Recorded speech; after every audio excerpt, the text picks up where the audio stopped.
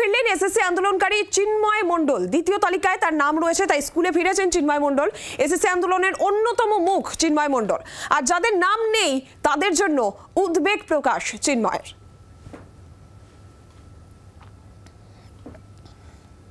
আজকে আমরা দেখলাম যে কিছু নামের লিস্ট পাঠানো হয়েছে ডিআই মারফত, এবং সেই লিস্ট অনুযায়ী অনেকেই আজকে মানে যোগ্য লিস্টে থাকার দরুন স্কুলে ফিরতে পেরেছেন এবং তাদের স্যালারিও সাবমিট হয়েছে।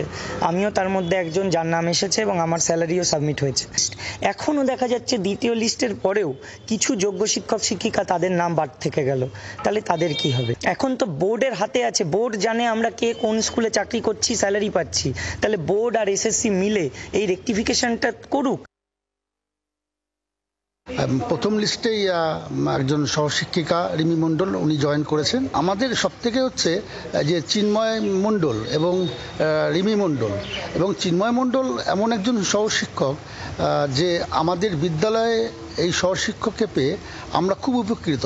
যারা জয়েন করলেন আমাদের বিদ্যালয়ে, দুজন সহশিক্ষিকা এবং সহশিক্ষক, একজন রিমি মণ্ডল এবং চিন্ময় মণ্ডল, তাতে আমরা বিদ্যালয় উপকৃত এবং আমরা আশা করছি যদি এরা বহাল থাকে ভবিষ্যতেও, তাহলে বিদ্যালয় উপকৃত অবশ্যই হবে। অবশেষে চাকরিহারা প্রার্থীরা স্কুল ফিরে পেলেন, কিন্তু সেটা কি সঠিকভাবে বা তাদের ভবিষ্যৎ কি হবে সেটা নিয়ে কিন্তু তারা এখনো চিন্তায় রয়েছেন। পাশাপাশি তা নিয়ে তারা রাস্তায় যে আন্দোলন, সেই আন্দোলনও তারা চালিয়ে যাবেন। যদিও এখনো বেশ কিছু শিক্ষক তাদের নাম আসেনি।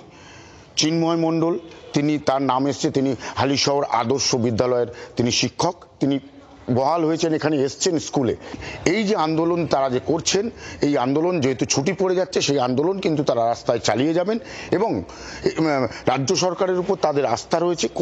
কোনো বিষয় যে সুরাহা হবে এটাও তিনি কিন্তু মনে করছেন, কিন্তু সেই সুরাহা যদি না হয় তাহলে তাদের ভবিষ্যৎ কি হবে সেটা নিয়েও তারা কিন্তু চিন্তিত। হালিশহর থেকে বরুণ সেনগুপ্ত, 24 ঘন্টা। বাংলার আওয়াজ, বাঙালির আবেগ, জি 24 ঘন্টা।